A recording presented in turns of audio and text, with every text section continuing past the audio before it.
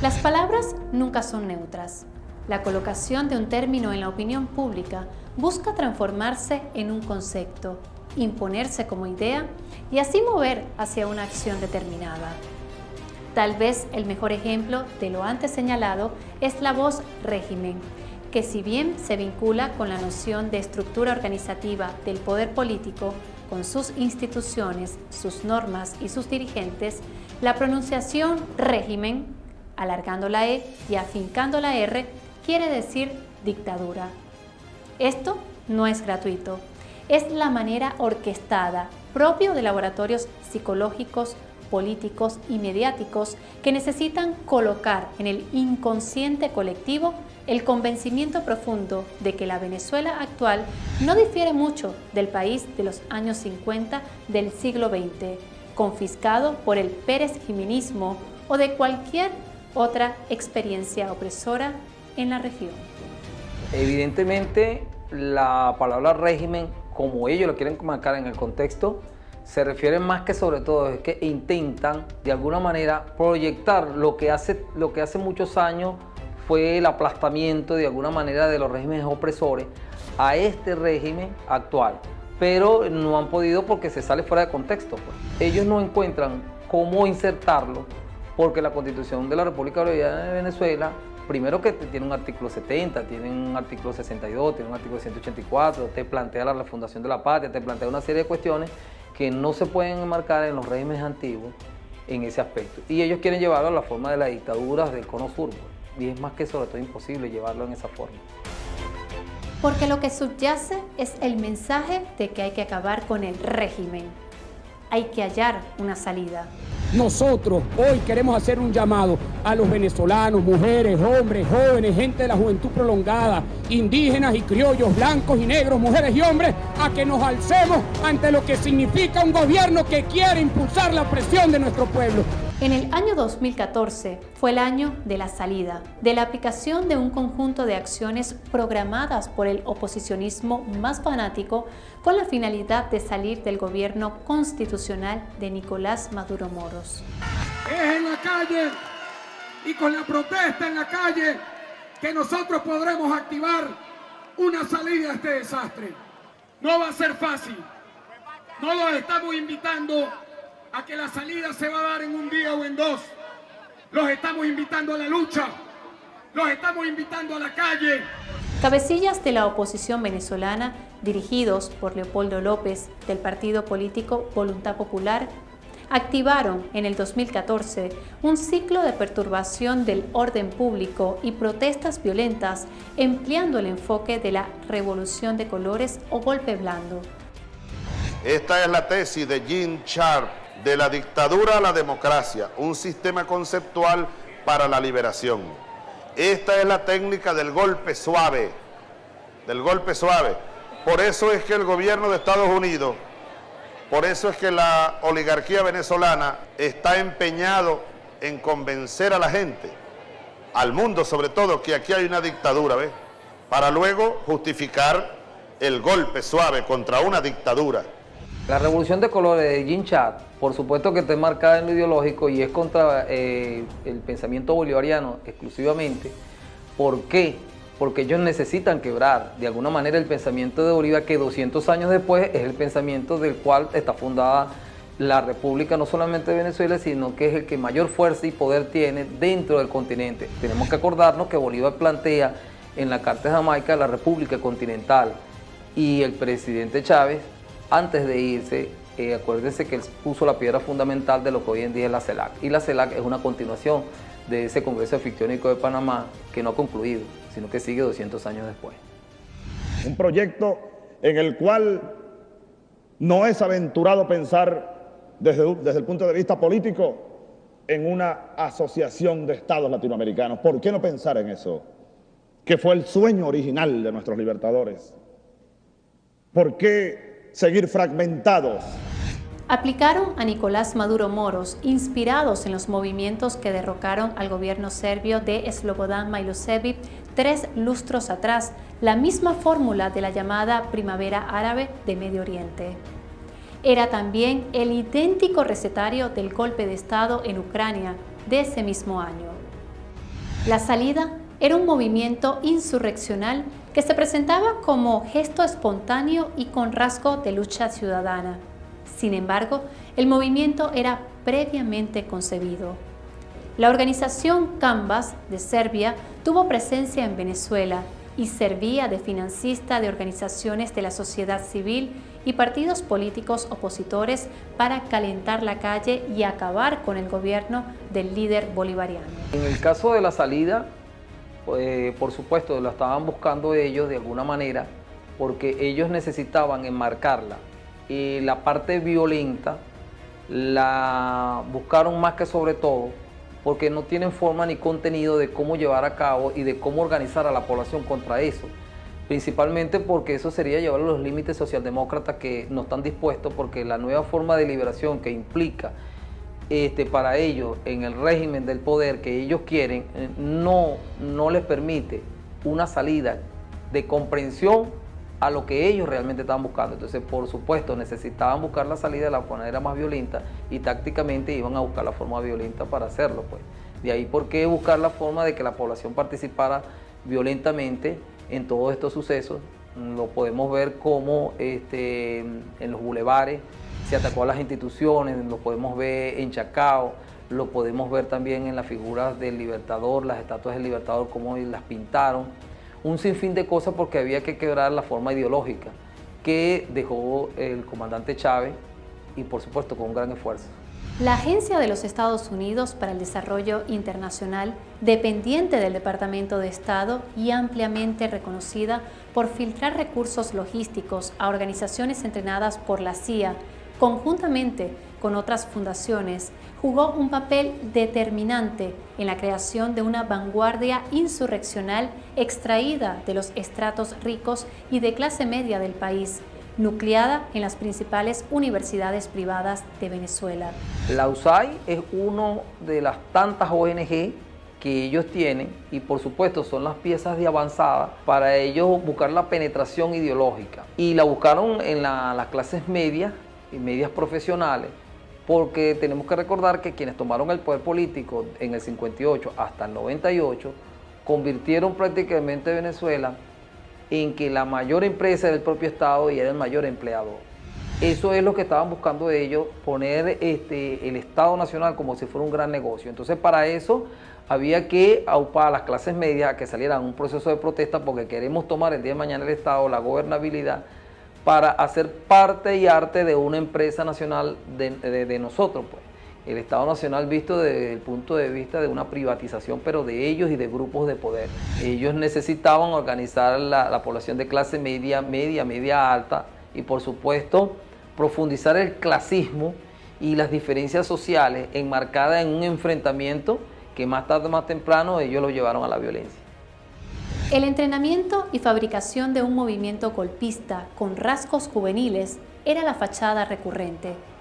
Los integrantes de la Juventud Activa Venezuela Unida, que asumió una tarea ductora en las acciones de violencia callejera de principios del año 2014, era un movimiento que proviene de Otpor, el mismo que había nacido en Serbia, como abiertamente confesaba uno de los propulsores de las acciones violentas en el país. La tesis central de Sharp es que el poder no es compacto. Eso significa que no deriva de una cualidad específica de aquellos individuos que lo ejercen. Decía Sharp que la violencia no es tan eficaz, argumentando que el poder no es monolítico y su creencia fundamental es que en los gobiernos, si el sujeto no obedece, los líderes no tienen poder. De ahí los golpes suaves, pero no dejan de ser golpes. Para Sharp, el poder político, el poder de cualquier Estado, proviene de los individuos del Estado. Sostiene que toda estructura de poder se apoya en la obediencia de los sujetos a las órdenes de los dirigentes. De esa forma, si el sujeto no obedece, los líderes no tienen poder. Sharp era un filósofo, político, profesor, politólogo y escritor estadounidense, fundador de la institución Albert Einstein. El objetivo de la organización es el uso de la acción no violenta para democratizar el mundo. La lucha no violenta es más efectiva que la lucha militar. Funciona en maneras que el régimen tiene dificultad en enfrentar. Por eso están tan enojados. No saben qué diablos hacer para salvarse. Si no pueden salvarse a ellos mismos o a su dictadura sin el uso de la violencia, entonces recurren a la violencia. Y eso trae como consecuencia que más personas se viren en contra del régimen. La institución Albert Einstein ha estado detrás de las revoluciones de colores. Revoluciones de colores es el nombre genérico asignado a una variedad de alzamientos políticos puestos en marcha en el ámbito exsoviético contra líderes estimados como déspotas, ilegítimos, arbitrarios o corruptos. As we speak, somebody is doing it in Iran. As we speak, somebody is doing it in Egypt. As we speak, somebody is doing it in Venezuela. I'm telling you the facts I know. Esas revoluciones de colores eran impulsadas por jóvenes aparentemente despolitizados, que se mostraban inconformes con un gobierno determinado y recibían el inmediato respaldo de la prensa autodenominada libre e independiente, entre la cual sobresale CNN, la cual se encargaba de amplificar sus demandas y de denunciar al gobierno escogido para ser derrocado. La revolución de colores está marcada entre los preceptos de Jean Charles. No cala, principalmente por la idiosincrasia de nosotros. No es la idiosincrasia de nosotros, no es la de Bielorrusia, no es la de algunos países europeos o algunos países árabes. La situación como la manejaron ellos, esa revolución de colores, que buscan colores específicos para marcarla, no llega a nuestra idiosincrasia venezolana. Tenemos que tener en cuenta que nosotros somos un constructor culturalmente del originario de nuestros pueblos caribes, de lo que llegó de la Europa ibérica y de lo que se trajo, digamos, con una palabra fuerte, secuestrado de África, porque no fue que vinieron a pasar un momento de turismo. 300 años después, al momento de la independencia, eso nos marca en un proceso que se conoce como la Rebelión Popular de 1813 al 14, entre el mes de abril y el mes de diciembre, que es lo que profundiza el pensamiento del Libertador en su carta de Jamaica. Y estamos hablando que estamos a 9 meses del proceso de la rebelión cuando se detiene, y el propio Libertador dice que lo que se inició entre el año 10 y el año 11 no era popular, había que hacerlo popular. Si trasladamos eso a la revolución de los colores, que quieren hacerlo de alguna manera, lo que llaman oposición, quiso hacer algo de manera popular, no lo logra, porque 200 años después, eso que pasó en nuestra nación es lo que nos enmarca a nosotros en nuestra idiosincrasia, que no permite ese tipo de injerencias a nivel internacional que incida en nosotros. Cualquier cosa que intente introducir en los elementos nacionales, culturales y políticos de nosotros no va a poder entrar, porque precisamente es una fortaleza que tenemos de nuestro pasado. Difícilmente, por eso es que la Revolución de los Colores de Jean Charles no logra su acometida, en este caso preparada y tratada de ajustarse y tratada de ajustarla la oposición hacia nosotros. Por eso es que ellos no logran que la Revolución de los Colores se enmarque completamente para el triunfo de la toma del poder por parte de la oposición y su salida. Así que continúan pues las manifestaciones aquí pacíficas hasta este momento. No hemos escuchado de agresiones o de enfrentamientos, solamente esta, una masa enorme de gente. Se iniciaba entonces una campaña mediática constante que presentaba a los revolucionarios como expresión de un nuevo tipo de movimientos sociales y de inéditas formas de protesta que no buscaban la destitución violenta de un gobierno, sino su sustitución aparentemente pacífica por la vía electoral. La imagen de jóvenes demócratas, pluralistas, pacíficos y respetuosos era su estratagema fundamental. La idea era acabar con la dictadura, o mejor dicho, con el régimen. Hay una palabra ahí que se llama estratagema, y la estratagema es simplemente para llegar a la estrategia, y la estratagema en términos militares es la forma de cómo tú camuflas, o lo que llamamos engaño, y por supuesto se está utilizando toda esta forma, digamos que utilizar la forma violenta, pero para ir al proceso electoral, y con el proceso electoral, de alguna manera u otra, buscar borrar completamente todo lo que se construyó con el comandante Chávez en vida y posteriormente, después de su muerte, lo que se está tratando de construir.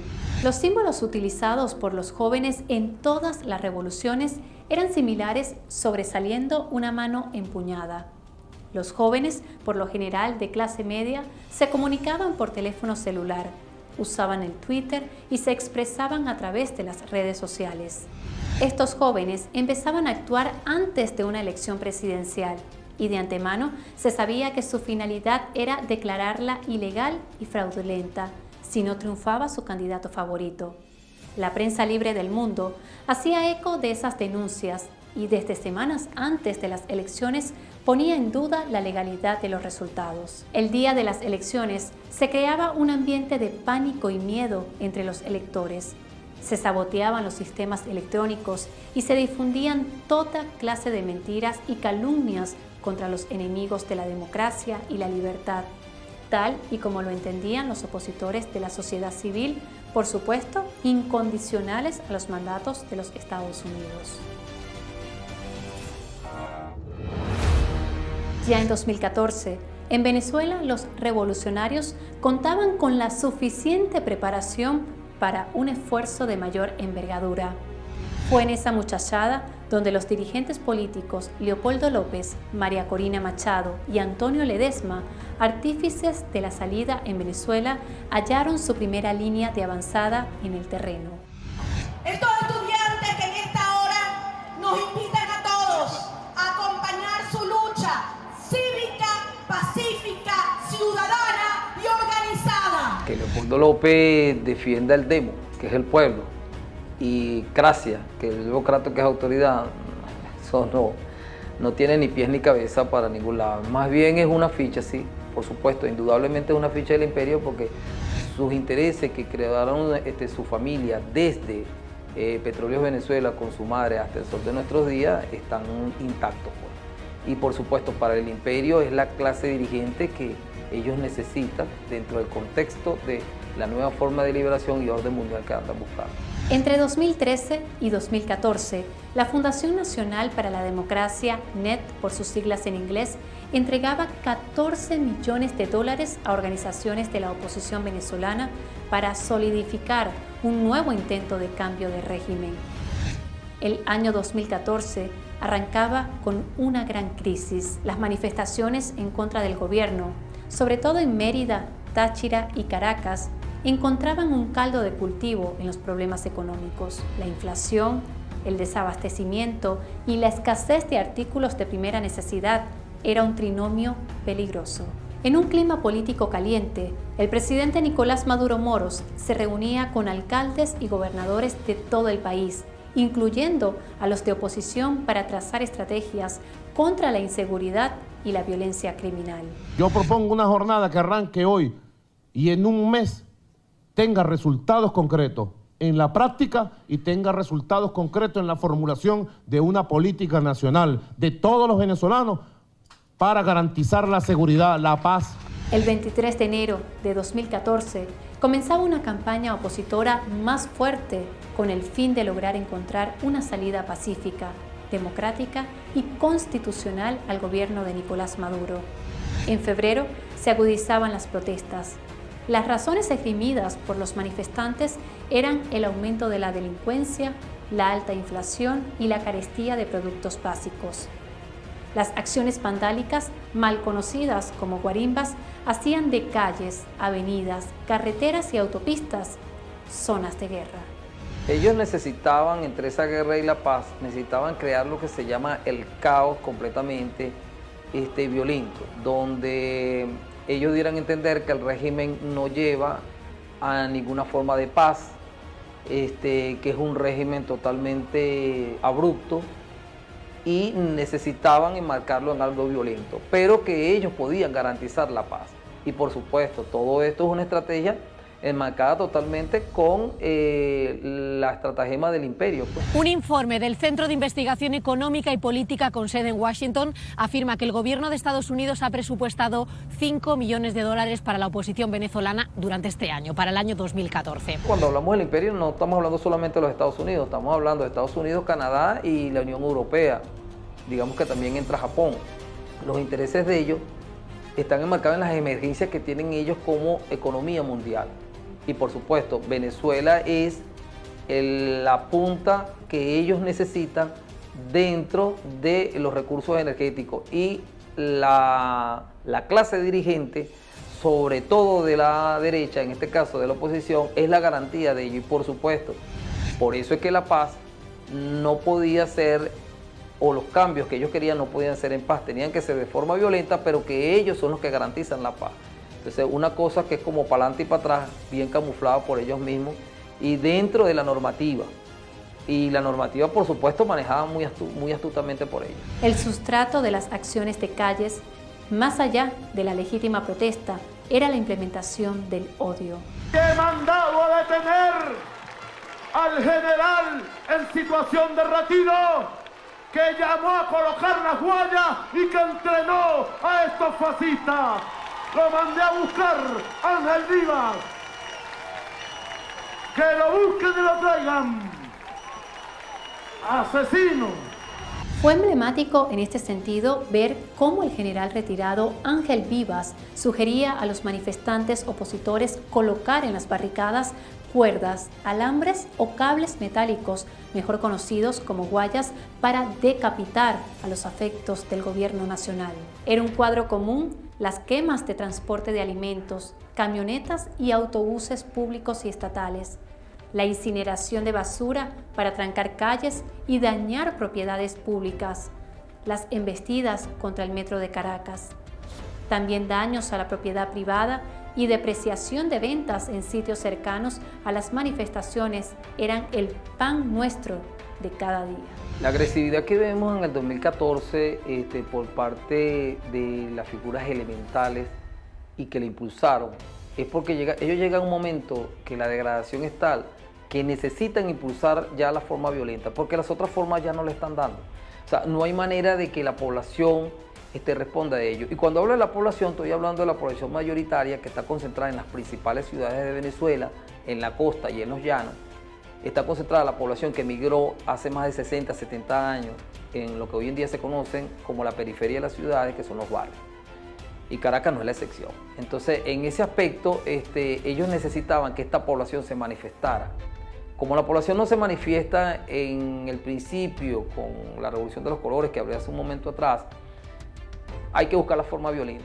Y la forma violenta es acusando lo que también ellos son parte de la corrupción y los atacan, queman a personas, atacan las instituciones, atacan todo lo que de alguna manera se refleje hacia el proceso de progreso que logró la Revolución Bolivariana, como son los autobuses, como son los servicios de alimentación, los mercados que existían en ese momento. La desesperación de ellos es llevarlo a un punto de inflexión que le permita un poderoso estallido social que le dé un giro completamente a la situación gubernamental y obligue al gobierno a buscar una salida de emergencia, no solamente que suspenda las garantías, sino que declare el estado de excepción y ellos buscar la forma a nivel internacional, una presión más allá y buscar los cambios que querían. Y esos cambios pasan, por supuesto, en última instancia, la toma del poder. Igualmente, se registraban agresiones contra animales, los daños respiratorios por la emanación de gases tóxicos y un largo etcétera de sangre, destrucción y llanto asolaron Venezuela durante ese trágico año.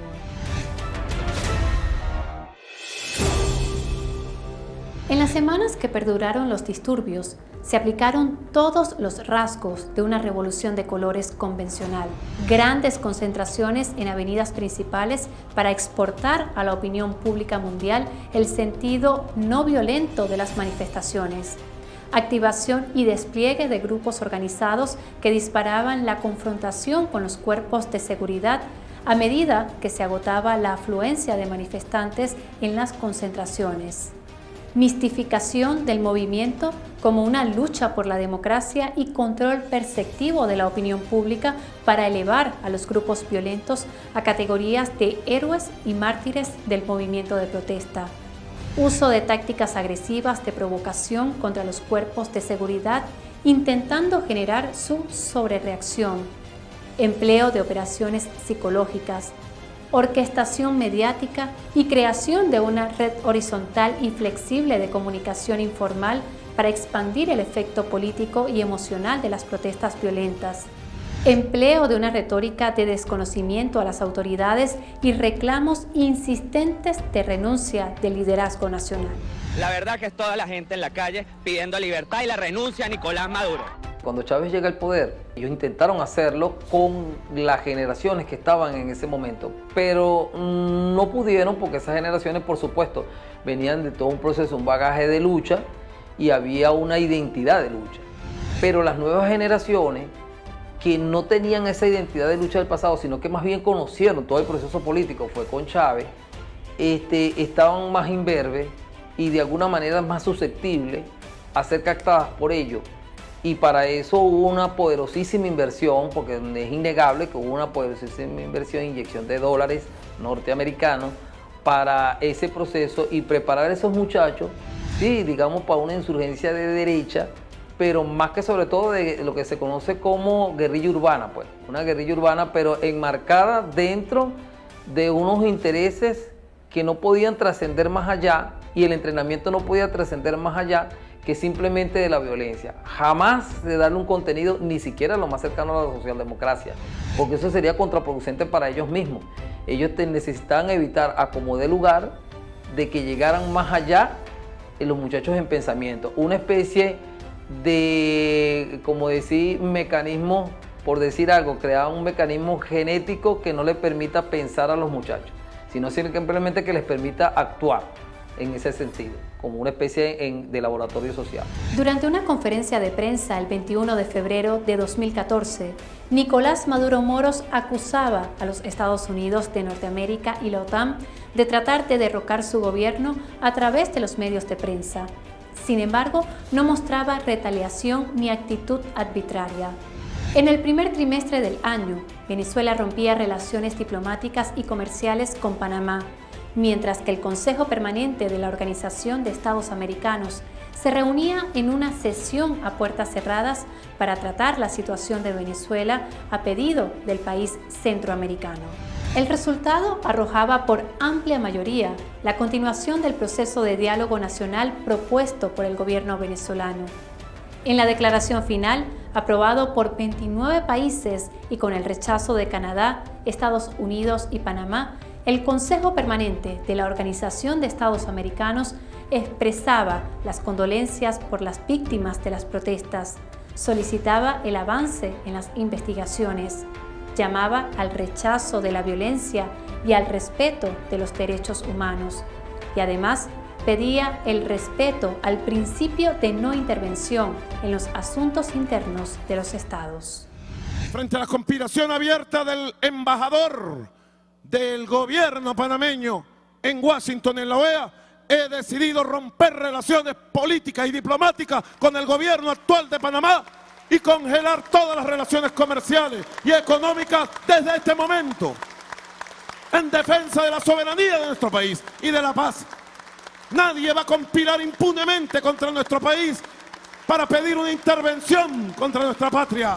Entre tanto, el embajador de Panamá en la Organización de los Estados Americanos, Arturo Vallarino, declaraba que cedería la silla de su país a la diputada María Corina Machado en la próxima reunión ordinaria que se realizaría el 21 de marzo y en la cual Panamá insistiría en la defensa de los derechos humanos en Venezuela. Hay mucha resistencia de parte de algunos estados que creo que van a tomar acciones con el objeto de impedir que la diputada pueda hablar en la OEA, y lo más seguro es que rechacen el punto del orden del día que ha solicitado Panamá, lo cual posiblemente nos obligue a otorgar nuestra silla, nuestro puesto, nuestra curul, para que la diputada pueda expresar su criterio en torno a la situación de Venezuela. Sin embargo, durante la reunión ordinaria de la OEA se decidió primero sesionar a puerta cerrada y luego la cancelación de la sesión con la aprobación de la mayoría de los países. dejando a la diputada María Corina sin poder intervenir en dicho evento. El balance fue el mayor descalabro que pudo hacer la oposición, porque primero que hay preceptos constitucionales, nacionales e internacionales, y por supuesto que en la OEA no podían dejarlo entrar a ella. Dejarle entrar sería poner en cuestión toda la normativa de la propia OEA como institución, cosa que no podía permitirse ni siquiera los Estados Unidos y el Canadá, que son los dos países que controlan gran parte de la OEA.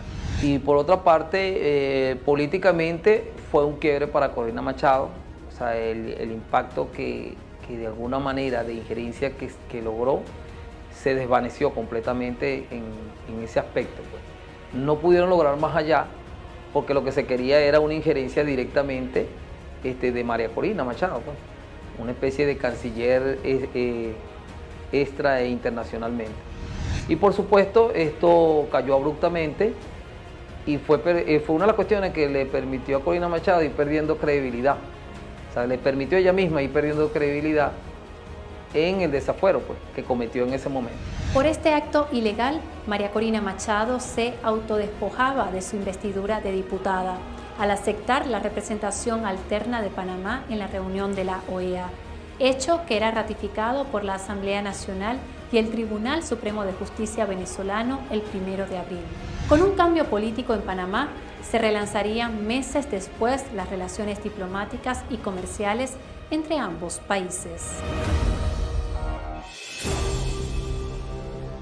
El 10 de abril de 2014 se llevaría a cabo la primera mesa de diálogo entre representantes de la oposición venezolana e integrantes del gobierno nacional.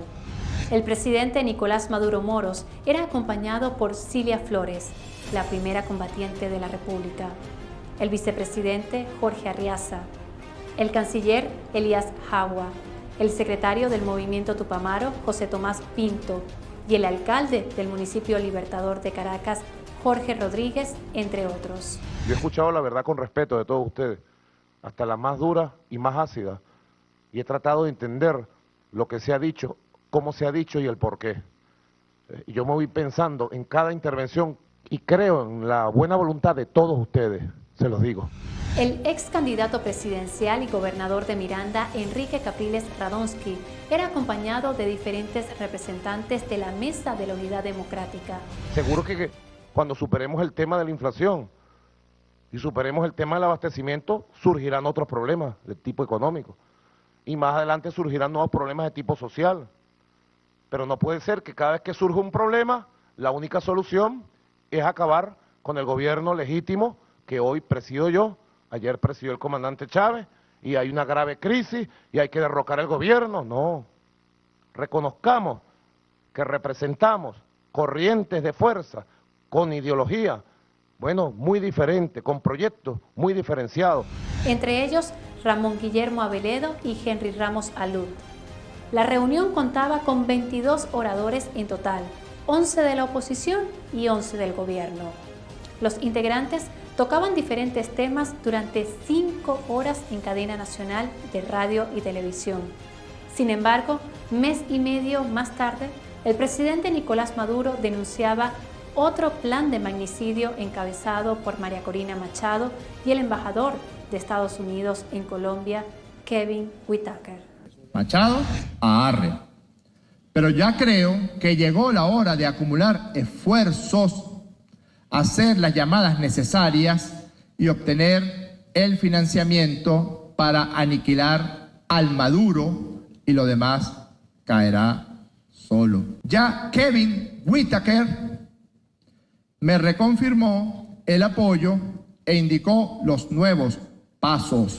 En la mesa de diálogo el gobierno intentó por todas partes lograr un entendimiento con quienes están en la parte de la oposición.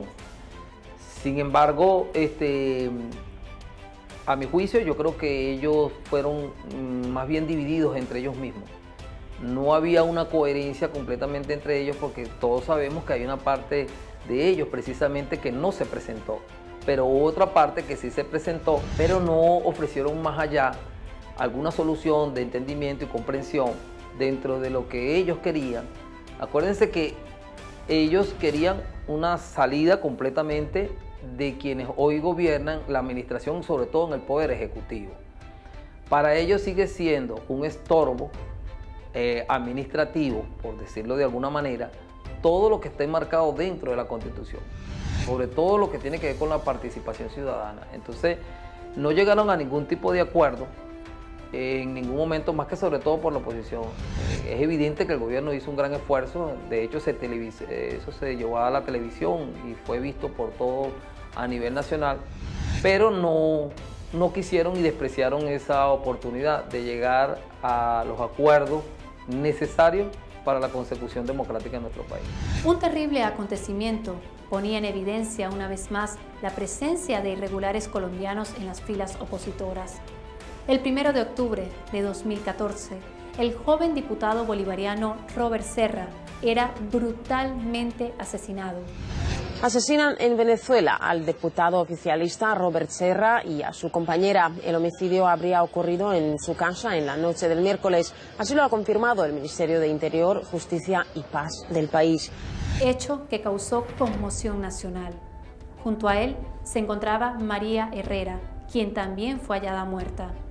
El crimen de Robert Serra no era un hecho casual, era un homicidio intencional planificado, ejecutado con gran exactitud. Todo mostraba que era un asesinato por encargo. El Colombia, jefe de esta banda de asesinos, fue el ejecutor directo de la preparación al detalle.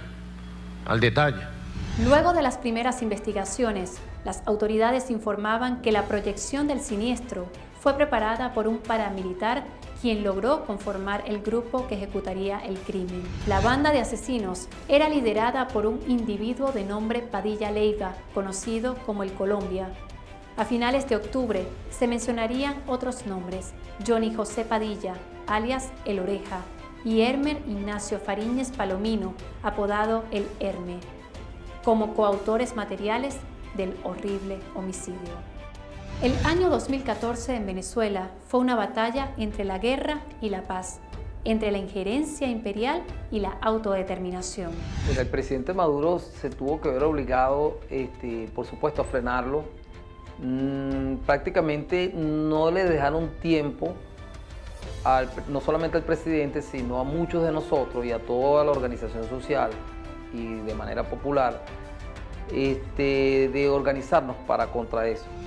Más bien el presidente tuvo que echar mano de una serie de preceptos constitucionales para poderlo frenar la violencia que estaban generando, porque prácticamente la idea era que en los 365 días del año generar un descalabro tal que no diera respiro absolutamente a nada.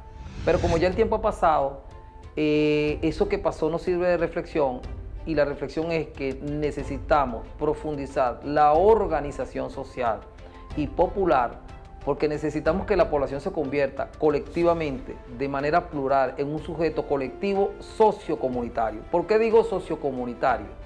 Porque se sobreentiende que lo social son las relaciones, y la palabra comunidad viene del verbo común, y común significa iguales en latín antiguo.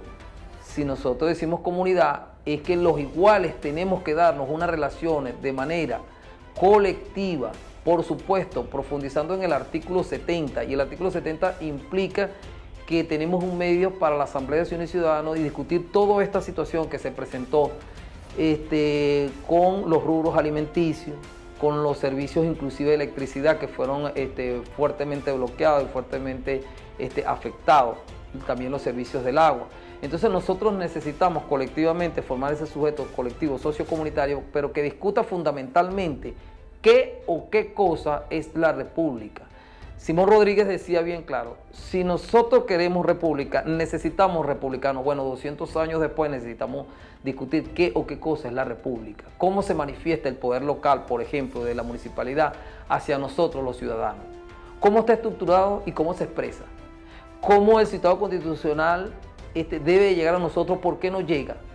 ¿Por qué es usufructuado por las autoridades que en ese momento están ejerciendo el poder que de alguna manera por mandato constitucional también se lo dimos nosotros a través de una elección y de manera representativa? ¿Cómo superar la representatividad más allá que sea de manera colectiva, participativa y protagónica, como habla la Constitución en su artículo 70 y 184. Entonces todo eso es un paradigma que tenemos que nosotros, estamos obligados nosotros, fíjense que estoy hablando de nosotros y estoy hablando de la población, como sujeto colectivo sociocomunitario.